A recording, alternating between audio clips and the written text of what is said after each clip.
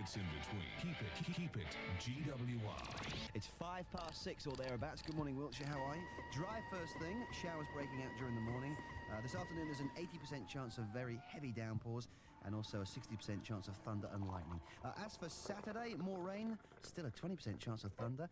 It should dry out by Saturday evening. The top temperature tomorrow 19 degrees, and Sunday sunshine and a few showers. The question is, how many is a few?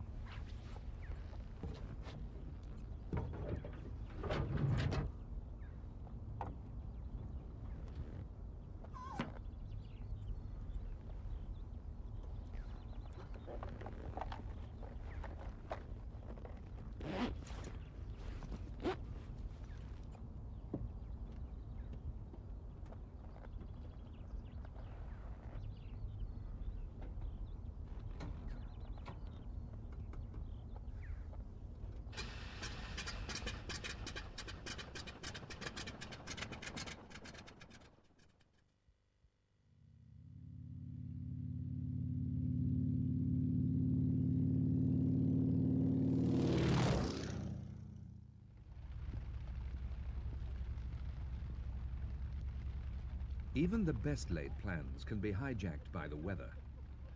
Rawton 92 was about to become the wettest wonder of the aviation world. But Europe's biggest aircraft rally could never be ruined by the weather. For one thing, it takes more than a few drops of rain to dampen the enthusiasm of the amateur aviator. And what more could whet their appetite than the Popular Flying Association's International Air Rally?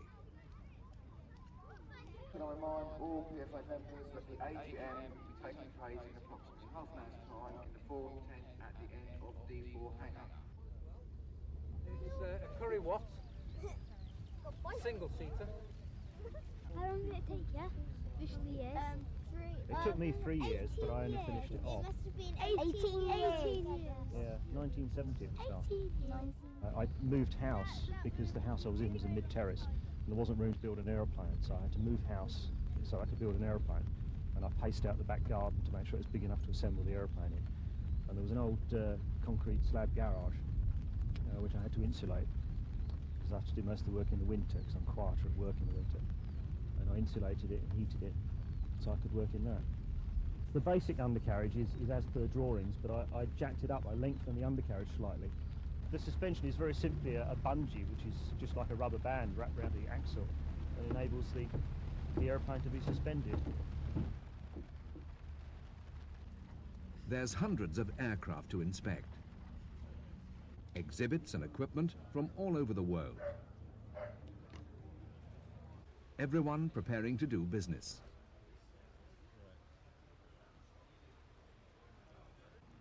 To talk aircraft.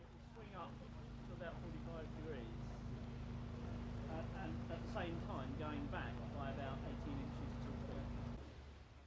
To spread the gospel of affordable flying. The PFA Rally is all about aviation. At Rawton, everyone is here because flying is in their blood. The association exists to make sure that the message is passed on, that to fly above the earth doesn't necessarily cost it. Would you like to take off your nose? Thanks very much. Outside, the weather has kept arrivals to a minimum. But Rawton, home to the Science Museum's Air Transport Collection, offers alternative entertainment to those not wishing to venture outside just yet. The range of exhibits stretch the spectrum of aviation, from airliners to small passenger craft, through to the flying flea. For those with wider interests, there are submersibles, motorcycles and commercial vehicles also on display. This is PFA Rally Broughton Natus, information golf, at time 14:30 local. Only pilots who are in possession of and can follow the official PFA arrival instructions are permitted to enter all flow-controlled airspace. There is no radio brief available. By this time of the day, we've normally got about 100 aircraft on the airfield, and that's just the volunteers who've been helping for the week. I would have expected them to have been arriving about 3 a minute, maybe 4 a minute, far faster than the manager at Heathrow, because they're all light aircraft and they're all operating under visual flight rules. We have a very detailed procedure published for pilots coming in, and yes, aircrafts can still come in non-radio. Those with a radio make just one very abbreviated call. For those non-radio aircraft who have to observe the T, they descend at Membry over the T to 1,000 feet. They then stay south of the M4, descending to 700 feet by junction 15, from where they can actually see the airfield. Having seen the airfield, they carry on descending, make a left turn onto finals for the grass for 22 left, for instance. If by any chance the runway is blocked or we can't use the airfield for a while, we substitute a large white cross there. Given the large white cross, they make a circuit to the east, come back and check that the cross is there. The people with the cross are in telephone contact with this unit here in air traffic.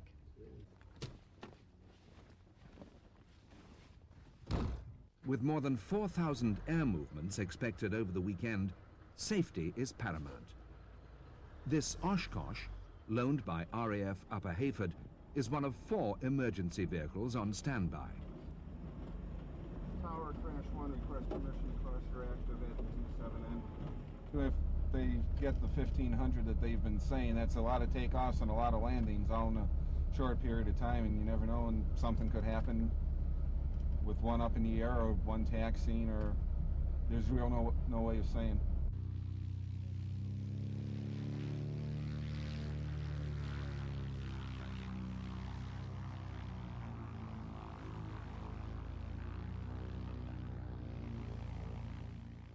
We've only had 2 foreign inbound flights so far this morning. This time last year we'd had quite a substantial number more. The flights are mainly will be coming in from the EC community in EFTA countries, Scandinavia, etc. Last year we did have one in from South Africa, but I think that's highly unlikely today. You said there's 2 others coming, VFR? They won't have a chance. No, that's what I was thinking. But I hope the weather will improve. Yeah. Within the next 10 minutes. We started this morning with 4 planes. 2 VFR flyers had to go to Aachen at first for customs, and we don't know if they are coming through because the weather wasn't VFR. And we were the first and he the second, went IFR. And they told us at the customs we were the first foreign flight for this day. The Europeans may have been put off by the storms, but from all over Britain, aircraft have been arriving. Simon Smith has flown in from Jersey, tent included for camping airside. This flying machine is testimony to the skills of amateur restorers. The plane is a de Havilland Chipmunk. RAF basic trainer was they originally produced as. It was built at Chester in 1950, so if my maths is right, it's 42 years old. And it's been at the Jersey Aero Club for something like 15-20 years now. They've had it there. It's only been in RAF colours for about the last 8 years or so. We wanted to repaint it in something authentic, so that's what it became. It's all aluminium, apart from the wings, which are covered in fabric, and the actual flying surfaces. That was recovered last year. It's a rather large expense, but it should be good for about another 20 years like that. The Jersey Flying Club's hard work illustrates the rewards to be had from restoring a vintage or classic aircraft. With a permit to fly from the PFA, you can, under supervision, carry out your own maintenance. Major engine work will still require the skills of a qualified engineer, but hundreds of pounds can be saved in maintenance costs. Certain criteria have to be met to gain the PFA's approval, but there's a thriving resale market for planes which meet the rules. A typical two-seat vintage trainer is worth around £12,000. Home building is the method by which most amateur flyers get into the air. Many planes have had a colourful life. They may have passed through many pairs of hands, even before being completed. This Luton Major LA-5 began life in Weston-super-Mare back in 1971. Its present owner bought it in October 1990. Today saw its first away landing. It's a 1931 design. It's a design taken from a Cub, but this is all wood, opposed to a Cub being steel tube. And this is the first one with an 0200 engine. All the others had Water Micron 62s, and it's performing very well. Barry Dyke, the CFI at Thruxton, is very pleased. He thinks it's better than a Cub. Is that a 0200 entry account? That's a C90? Well, we got some engine parts anyway, so if we could do it, if we had all the bits to try. Things like valves and pistons, and that's all still obtainable, easy peasy. Yes. I know people out in the States, and they've had it 50 years old. Yes, well ours is that, our engine's 50. But it's all in sort of old Continental Motors boxes. Yeah. They haven't made it for 50 years. Or Kelly Air Force Base labels. Or whoever. Yes, yeah. Okay. Right, we'll have a wander around, see if somebody else has. We need a Magneto, really. Old aircraft, it seems, never die. They just lose their parts. Many of them end up at the equivalent of the motor breaker. Here you can buy everything from a complete engine to an altimeter. Some carry the history of their parent aircraft with them. Some people took off their aeroplane, they're police officers, and there was 4 of them owning it. And there was a housing estate there, I said, at the end of the runway, on a hill. And they'd been a bit negligent, I hope they weren't careless, and they hadn't perhaps used the whole length of the runway. And as a result, the hill climbed faster than they did. And I'm told that they hit several chimney pots, went into someone's garden, and the garden they hit was police inspector's garden. And I'm told that their promotion chances are reduced. Building your own aircraft from scratch is a real labour of love. It can take a dozen years or more. Those who want to be airborne more quickly can buy one of the many kits available on the market. It might cost more than a home build, but the savings come in time and effort. I think it's probably the only way is for people to actually get into the air these days. If people can build from plans, certainly, but inevitably all the parts come in from the United States. By the time they get into this country, let's be controversial about it, by the time they've been through the hands of the various vendors over here, the prices become prohibitive. Some things like aluminium sheet metal is only available from a limited number of suppliers in this country, and as a consequence the price is, again, very high. Building from a kit doesn't detract from the pleasure of creating your own aircraft, and there's still plenty of scope for the individual touch. We put leading edge, solid leading edge and a solid trailing edge on, and also covered up these sort of brackets, just made them look better really. But also it's put speed on flying as well, because the surfaces are straight and the trailing edge is straight as well. We reckon that's probably given it about another 10 miles or something like that, because the surfaces are all, this is very, if you look at the others that are made, they've got little ribs that go in the middle, whereas we've just put this solid fiberglass edge on here. We've flown done a tail wheel conversion course on a Piper Cub, but it's not quite the same. The Cub is a lot, it's because it's bigger, it reacts a lot slower, whereas this, you fly it with your fingertips. If you want to turn left, you just touch it and it'll go left. It's absolutely wonderful. Ours is bright yellow. This aeroplane can be used for going places, particularly the later model of this, the Mark IV, has got a considerably enlarged baggage area, so a couple can actually go touring in this one. 1,000 miles of fuel is a bit of a silly thing. It's a not a particularly usable thing in this country because no one would really, in their right mind, would want to sit in an aeroplane for 1,000 miles non-stop, unless you're Amy Johnson. But it does give you the opportunity to get out there and come back again, unlike Amy Johnson. This kit, based on the Mustang, shows you can have the best of all worlds. A touch of history in a convenient package. It was an aircraft that literally struck a chord in the heart. It's one of those. It's a classic warbird. And when we actually got to the bottom of the design, they built it on the basis of a big Airfix kit. I mean, all these parts, everything here is literally cut to length, size and shape. And the whole time it's literally a case of find where it fits and glue it. Of course, that takes out hours of work to any builder, any time. Of course, parts like these here, for any person to actually machine, take hours. So you've got a realistic kit that still comes within the 50% ruling and this sort of thing, but yeah, anyone can build. She's a 3/4 scale, and the whole design was actually taken off an original Mustang. So they've taken it obviously as close and as far as they can to the original design. Obviously they've incorporated retract undercarriage as well, and obviously the standard bubble canopy, which came on the later model of the Mustang. And having gone for the strength and using a Rotax engine, it makes it very cheap and affordable airplane.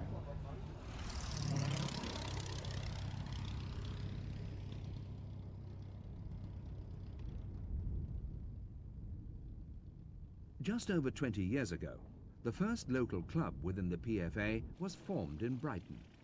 Today, there are more than 40 such clubs, known as struts, around the country. The struts are the backbone of the PFA. They meet in pubs, community centres, even each other's homes. The talk is about building, flying and operating aircraft. Some groups own aircraft between them, spreading the costs and sharing the pleasures. The information exchanged can be a time saver. Where to find that elusive instrument? Who does the best welding? Which private airstrips are open? The larger struts offer even more: talks, films, newsletters. Local fly-ins are organised, from barbecues at farm strips to events with more than 200 aircraft. For the aviation enthusiast trying to get a project off the ground, the local strut might well be able to point them in the right direction.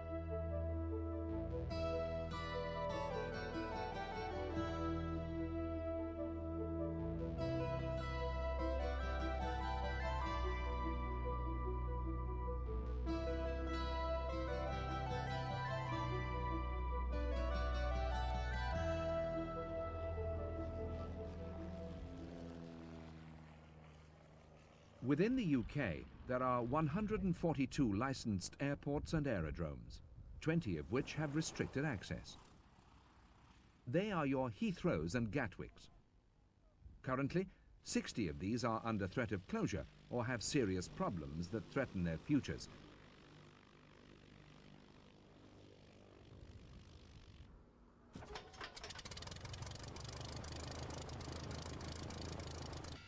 Throttle is open 1/8. Brakes reminder to check on. Brakes are on. Clear prop. Clear prop.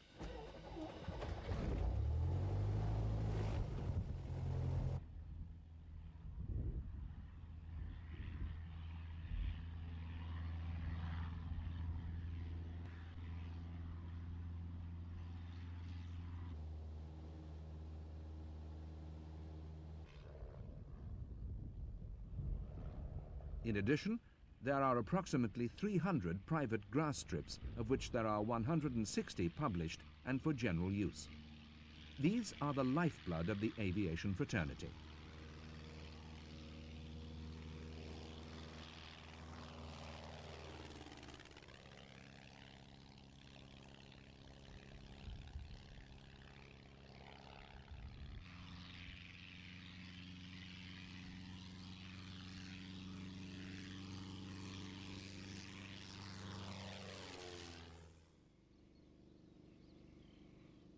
Daybreak on Saturday.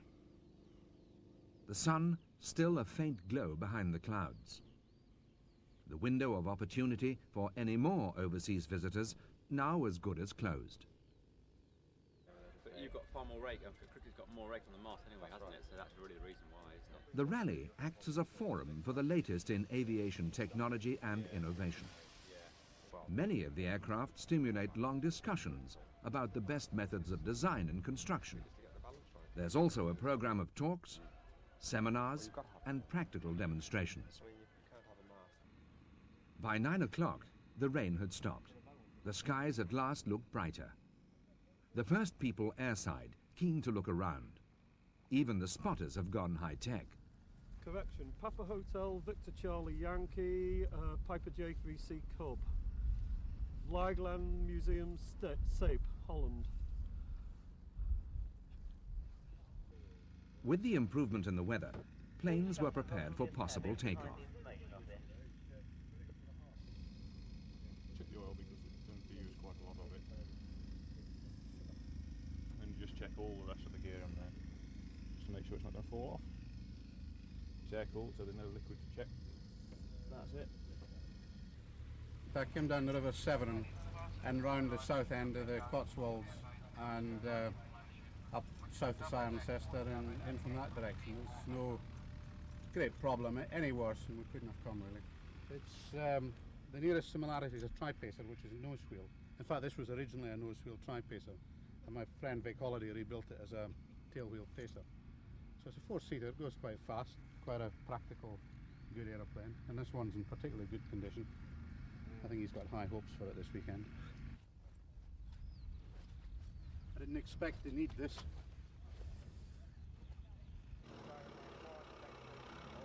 The arrival of this gypsy moth marked the start of many more landings.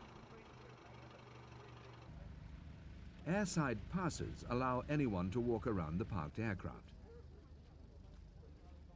to talk to pilots, designers, and builders face to face. It also provides the ideal opportunity to examine the aircraft at close quarters. As the number of arrivals increases, so do the inevitable confusions. Cessna land after one on the runway. Cessna, be cautious, there's one behind you. No problem, continue, Cessna. What the goes down on the taxiway? I knew that would happen. But with time and patience, everything begins to flow smoothly.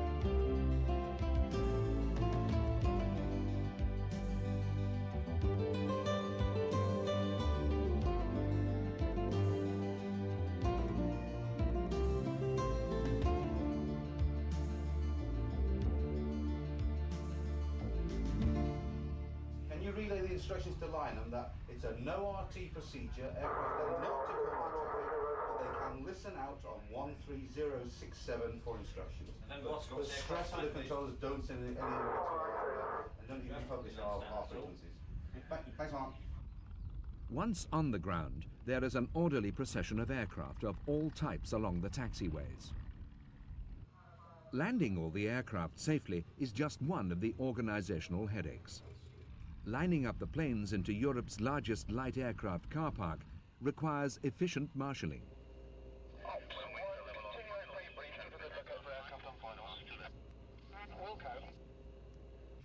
For those plane spotters with airside passes, the sight is a feast. There's no flying display at Rawton this year. With all the departures and arrivals, it's hardly needed. To call for volunteers, would anyone willing to help please come to the volunteers cabin behind the information office. Call for volunteers, anyone willing to help, please come to the volunteers cabin behind the information office.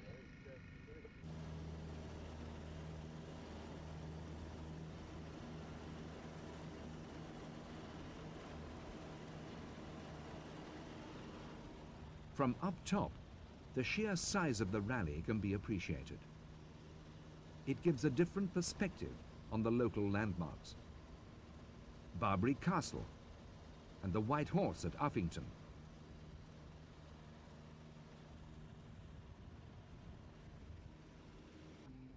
Part of the fun at Rawton is competing for one of the 30 prizes on offer. A little bit of spit and polish certainly helps. There's an award for just about every type of aircraft. Best kit built, best plans, vintage, classic, gyroplane, youngest pilot and oldest, and with an eye on the future, the most promising apprentice. One of the most popular features each year is the CAA's pre-flight check competition for planes and microlights. The challenge? To find 8 defects on this Tampico, such as a missing screw. Entrants can, if they wish, use a checklist. But out of the 500 who took part, only a handful got it completely right.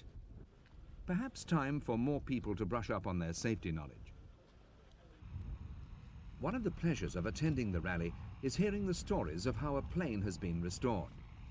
The history of this Oster's renovation is a happy tale of expert knowledge and cooperation. The engine went down to Norvik at Little Staunton. They hadn't done one of these engines before, so they put their best man on it, and he did a super job. And the propeller went to some propeller people, Rogers. And everybody turned the stuff around so quickly.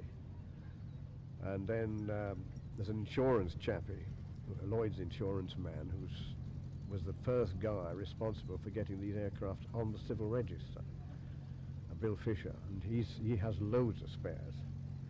And Bill was very helpful indeed. And then I found that work people, because we lived near where the original factory was, near Rearsby, there were work people who had knowledge of all the quirks, if you like. And I kept it hanging at Tollerton, at Nottingham at that time, and you'd come back sometimes and you'd find a little pack of spares, sort of, you know, the doors weren't locked and things like that. And all sorts of help. And it was a friendship that one found, I think, as a result. That's so nice. A lot of good feeling. The Oster also illustrates how all planes behave differently. Tailwheel aircraft are much more difficult to land, generally speaking, than nosewheel aircraft. And it's a different technique. And in my early days with this plane, I did an enormous ground loop, which is like looping in the air, but looping on the ground. And it was so severe, I had a very heavy passenger with me, and he fell across me. That jammed the throttle, and the undercarriage leg came off, and all sorts of things happened, all in a few seconds. Luckily, there was no fire, there was no, it was only my pride that was hurt, and boy, it was hurt. Embarrassing. Enormously embarrassing. And looking back, what I should have done that evening, because it was a crosswind, I should have landed on the grass. Looking around Rawton is a powerful reminder of how popular flying is in Britain. There are 7,000 registered light aircraft. The PFA has a similar number of members, and there are around 15,000 people who make up the hardcore of aviation enthusiasts attached to various organizations. The PFA, which started life in 1946 and is the oldest organization of its type in the world, sees its role as promoting and defending the interests of those involved in amateur flying. Home builder, designer, restorer, pilot, or just enthusiast. Wroughton is the place where all of them can find something new, something different, always something to look at and talk about. What Wroughton and the rally offer is the chance to see the unusual, to find out what's making the news. Planes, such as this Speed Twin, are the talk of the rally. This was only its second public appearance. It made its debut the previous week at Biggin Hill, where it caused something of a flap. It's a kit plane offering what is claimed to be a new level of sophistication. It took Peter Phillips 12 years to design and build. As a former test pilot, he knew what he was aiming for. I wanted to build an aeroplane which was a kind of Ferrari of the air, which not only would go places, but also would be a very charismatic aircraft to fly. And if I may just point out the nose, it may remind you of another aeroplane, which is the Hawk. The other thing that we embodied in the control circuit was a patented system which makes the ailerons feel as if they're powered, as on a modern jet fighter. This is patented, and it's a little bit secret at the moment, but it will be divulged later on. Some planes, like this Ryan PT-22, have been fully restored down to the last detail. Even the paintwork was researched by historians to give the exact colour match. The aircraft was originally a World War II trainer, which young men of 17 and 18 had to learn to fly on. Some of them never flown before. And the aircraft's got some sort of funny characteristics, really. No, actually, one of its characteristics, if you get into a stall situation with the aircraft and pull hard, the aircraft actually flips in the opposite direction. Not very pleasant. It was an instant learning curve. You know, you either got it right or you didn't survive very long.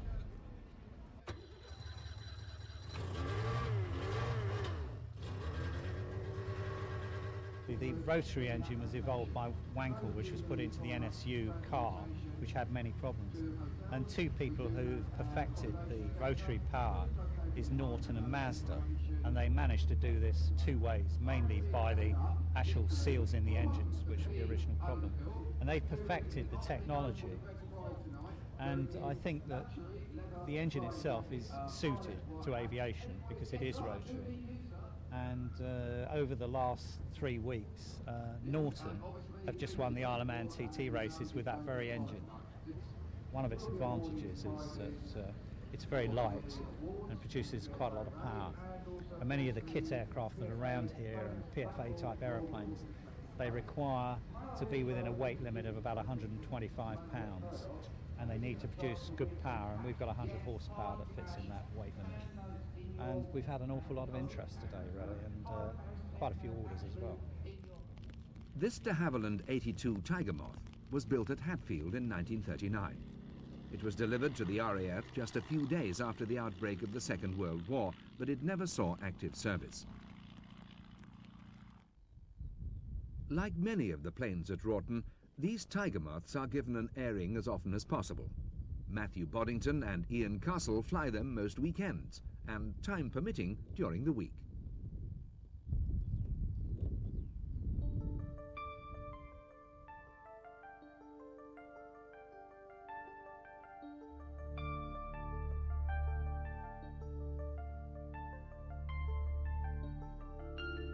To me, flying is the case of still summer evenings, and there's nothing like just flying around the sky and the independence, being there either on your own or with somebody else. And you get an awful lot of pleasure when you're flying a Tiger Moth, especially when you've rebuilt one like this, when other people come along and they have a ride in it. And you tend to take the Tiger Moth a little bit for granted because we can get it out of the hangar, we can go flying. But we take people up who maybe last flew a Tiger Moth in the 50s or even during the war, and they come back and they fly in a Tiger Moth, and it gives me a great deal of pleasure to see those people excited and over the moon about flying an aircraft which they believe to be a pure classic of, British aviation history.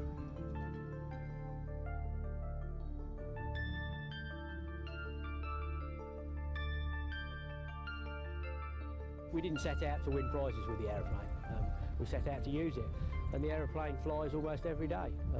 When we go to some of these shows, people say, yes, very nice, but obviously the aeroplane doesn't get used very much. You know, it does, it gets used all the time. We fly it nearly every day in the summer.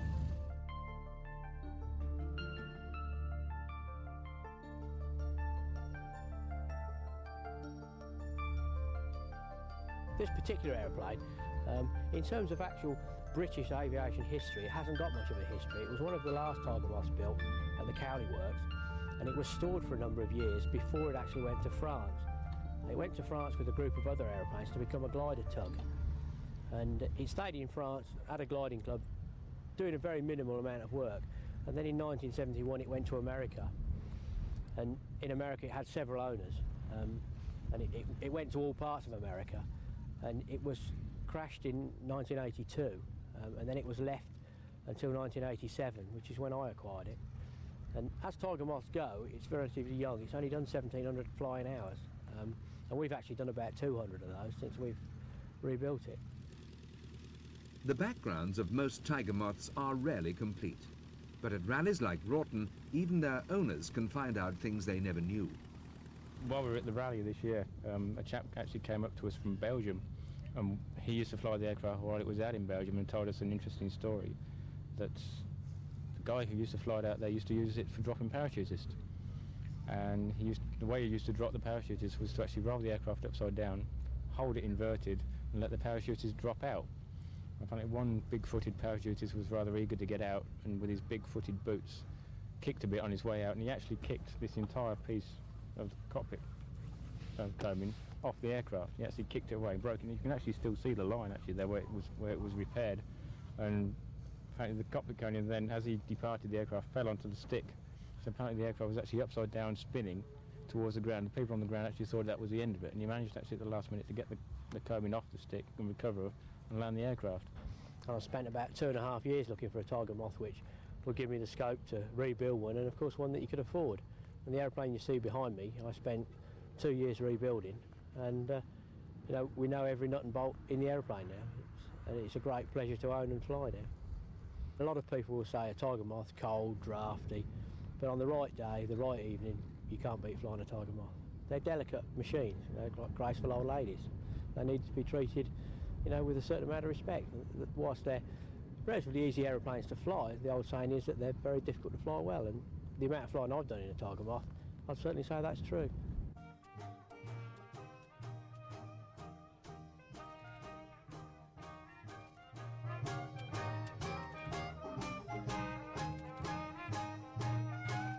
Broughton isn't just about planes and all that jazz. Sometimes you get the real thing. Saturday night swings along in trad style.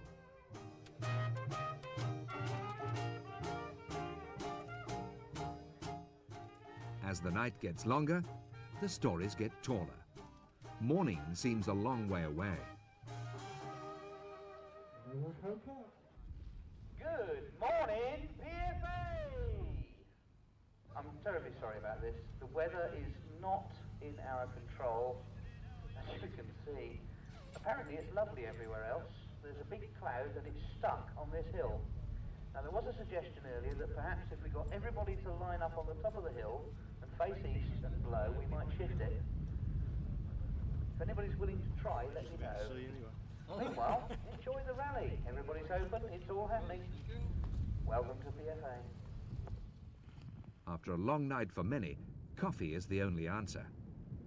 Today is the last chance for the spotters. Registrations to be checked, aircraft to be admired. No time to waste. 1,800 feet. That's just 2 acres of cloud, so they've obviously got blue skies with some fluffy bits in it. So Cardiff's okay. Jersey, 35015, 10k. They've had a recent shower. They've got 4 acres at 700 feet. That's not far off what we've got here. The Sparrowhawk was designed by an ex-Boeing employee. The American kit is available over here. The owner of this model has spent 6 years assembling it. Next year, he hopes to be able to fly it to the rally. Well, all the instrumentation, of course, is aircraft, but the air vents off the Rover 214, which I can cut off and add fresh air into the plane itself. The vent for the keep the screen clear is from a Mini. But the instrument pod that they supplied was just a small thing with very basic VFR instruments. This was made up, and I was quite happy with the finish I got on the dash itself, or on the panel. I got that from an aerosol can. My second attempt, that was. We've got a number of aeroplanes diverted into Lynham. Steve Moody at the Towers asked what is our remit to actually go and collect the paid passengers there. No problems, we'll send Ops 3, transit van can go and collect them. We sent that over to Lynham to pick up Lord Brabazon on Friday, so there'll be no problem. They can take the van and do it. I'll go and speak to Steve on the direct line and tell him that. Okay, fine. Okay, fine. Yeah, lovely. Pretty generally over the rest of the country, it appears, apart from one or two spots where this front is going through. There's blue skies and fluffy clouds, would you believe? I think what we need is about 8,000 volunteers to pick up the rally and move it to Cardiff. Anybody want to do that? And then this is the display that you would get in the cockpit when you're in flight. We can see the distance to the first waypoint, the bearing of the first waypoint, the track of the aircraft, the ground speed, estimated time en route, and estimated time over the waypoint. Or you can wax it and bring it up by that, but it will not come up it won't come up as high as the... No, nothing's quite as good as the 2-pack. And you would dope them with 2 coats of the poly tack onto the caps. The drum's a bit heavier than this. Has that got that feature? It has the same sort of navigational information. Has it got that bearing and track feature? It will do, yes. Yeah. Rolls-Royce came to see me on Friday because they want to kit out a chap in the complete Battle of Britain outfit. So I've supplied them to have everything necessary with the helmet, the goggles and the suit. They're going up to Duxford they went up on Saturday to fly on one of the Spitfires there. This aircraft is a Cygnet SF-2A. It's a 2-seat side-by-side aircraft, American design, and I've been building it for 11 months and 1 week. It's taken me 1,345 hours to reach this stage. Everything you see here I've made, apart from the engine. It's a Rotax 912, it's 80s technology, lightweight, very good power-weight ratio, very economical.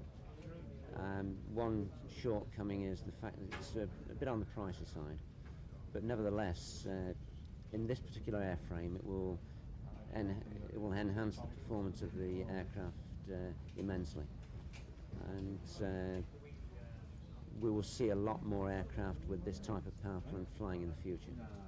Some of the controls are not stainless steel actually, they are the basic aircraft steel, but I'm using aerospace technology. This surface treatment was developed for rockets. It's a nickel phosphorus coating, which imparts a very hard surface. It's totally impervious to acids. In fact, one of the disadvantages of the material and its coating is that if you make a mistake and coat the object, you can't remove it. You can put nitric acid on, you virtually have to shot blast it or use some sort of grinder to try and grind the surface away. You can't drill it, it would blunt the drill. But the application is perfect for this because you're in a corrosive type environment with moisture. So there's another example of the high-tech finishing on a relatively low-tech design. I do have to say with just a slight amount of optimism that the weather is clearing to the west because we're having a couple of arrivals now. The Renegade Spirit has just landed, Jodo a little earlier, and also Cessna 150. So there's a few sneaking in, but only from the west, I hasten to add. Anybody thinking of going east? Think again. On Sunday, the best of Wroughton is recognised with the rally's prize-giving and trophies. For Barry Brown for the Sizzler Signet. Well done, congratulations. Face the cameras. Well done. The Oscar Alcomina Trophy for the best Oscar goes to Dick DeRutan with PHNEH, the Oscar Autocar. Dick DeRutan.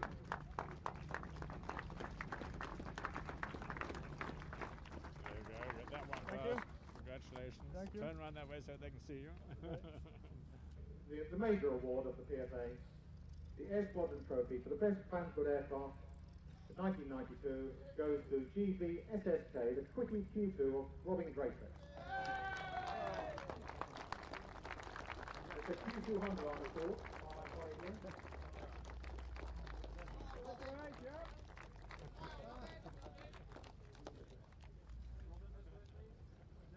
This aeroplane is a Pitts S2A, it's 200 horsepower Pitts Special. They were designed 50 years ago for aerobatic training. It's first class aerobatic training, without any doubt, although it's overshadowed now by the later composite aircraft such as Extra. Pretty much the only flying school, the flying training establishment that's got an S2 for aerobatic training. There's one or two other organisations in the country that are training with this sort of machinery, but in effect they're quite a rare aeroplane. The maximum speed for the aeroplane is just over 200 miles an hour. Generally speaking, it's around about 150 miles an hour operational. It came into the country just over 10 years ago, brand new, and was with the Marlborough aerobatic team for 8 years. It was sold to a private owner for about 18 months, and then we bought it and put it on the school as an experiment. It's worked very well. We get people from all over the country coming to see it. The bulk of the work, to be honest, is checking people out on their own high-performance singles.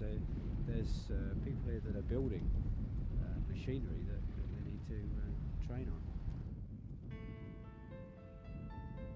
Training is absolutely essential, particularly if they've never flown tailwheel aeroplanes before. It's one of the more difficult ones to get to grips with. Not impossible at all, you know. It just requires a bit of training. It's just slightly different.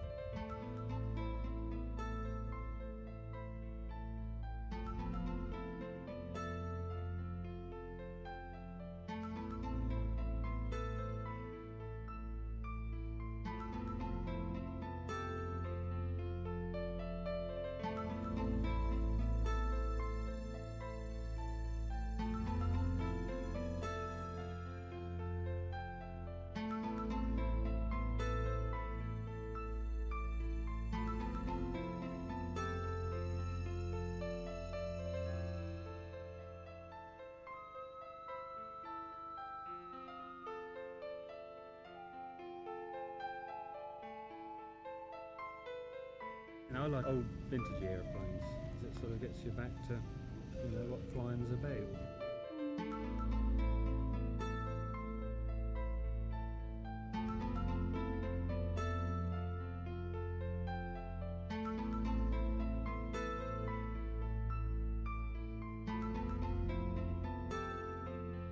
You feel absolutely independent from all the troubles on Earth. You get this feeling of freedom.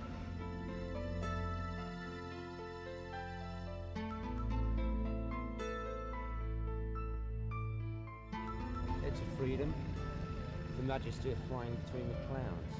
It can be quite emotional, and you cannot put that into words.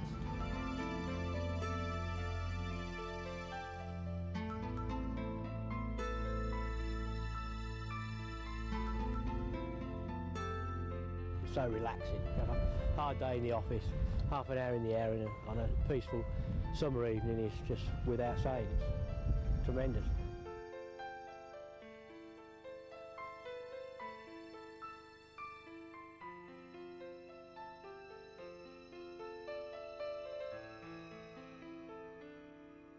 Need fuel for departure today or tomorrow. The rally approaches its end. Soon, Wroughton will be once again busier than Heathrow. It's time to wrap up, fill up, and pack up. And then it's up, up and away. Wroughton 92.